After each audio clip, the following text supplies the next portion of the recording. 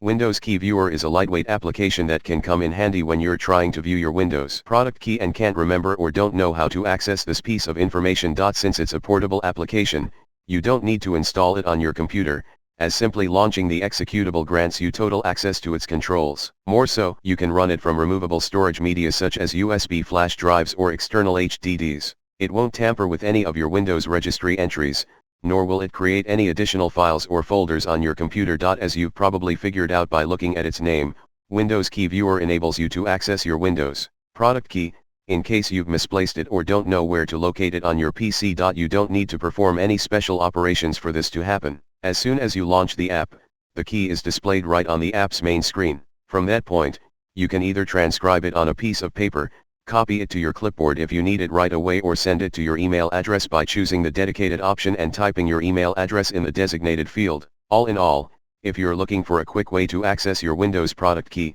you might consider giving Windows Key Viewer a try, as it is simple, takes no toll on your PC's resources and can be run even from removable storage media. See you next video.